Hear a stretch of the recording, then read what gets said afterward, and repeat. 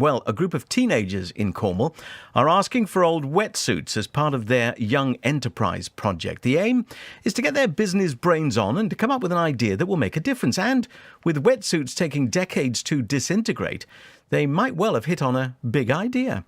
BBC Radio Cornwall's Naomi Kennedy has been to Newquay Tretherras School to find out more. Wow, look at this one. Yeah, a bit small though. Yeah, but it doesn't matter. We can stretch it out long ways instead. I do quite like the colour for it.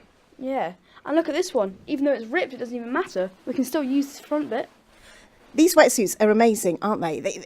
They come in all kind of shapes, sizes and condition, but you reckon you can all make something out of it? Yes, we do. Because there's so much of the wetsuit. There's so much that we can use. Obviously, like we can use the leg as part of the strap that we use for the handle, and then obviously the chest, which is probably the least ripped parts out of these wetsuits. So, Ruby, tell me a bit about your project. What are you making? We're making a book bag that is recycled out of old wetsuits. Yeah, and I guess living near Newquay gives you a bit of inspiration. Yeah, because we're by the sea, so it's quite linked to this. Wetsuits are so useful, aren't they? You know, when you are surfing or doing any of the water sports.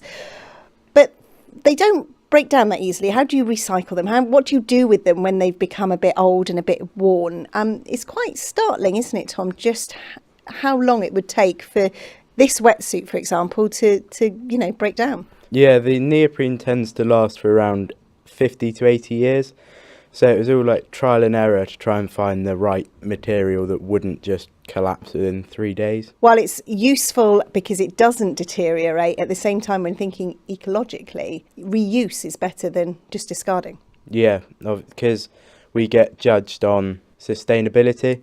So we wanted a fabric that would last but wouldn't damage the environment as well. We're joined by beach guardians, Rob and Emily Stevenson. You've just brought a whole box through today of wetsuits that you've collected from people who don't need them anymore. What do you think about this idea? I think it's absolutely wonderful. It's so inspiring to see a group of children feel so deeply connected to their natural environment and want to do something about it to protect it. I think it's a great thing that they're doing. I am still taken quite aback about how long it takes for a wetsuit to become nothing, you know, when they are so useful. And they're such a thing that we need if we want to live these healthy lives by the sea, being at one with nature and at one with the oceans around us. Rob, let's talk a little bit about just how many people have thought this is a brilliant idea. It's not just you guys at Beach Guardians, is it? No, we did a share on our Facebook page recently and it went out to over 20,000 people, and the comments that we've had from people in support of it and wanting to do something to provide their wetsuits and also even wanting to buy some of the book bags. So it's been a really positive experience, and the shares and the support from everybody all around the world has been really positive. What normally happens to wetsuits? I guess that most of them go into landfill. In Cornwall, we don't have landfill anymore, so they're incinerated. There may be other projects where people may be able to take bits and pieces. I know some of the fishermen will take little lengths to sort of put on their elbows to protect their elbows, but in terms of being able to utilise most of a wetsuit, I think this is the first project that I've heard of.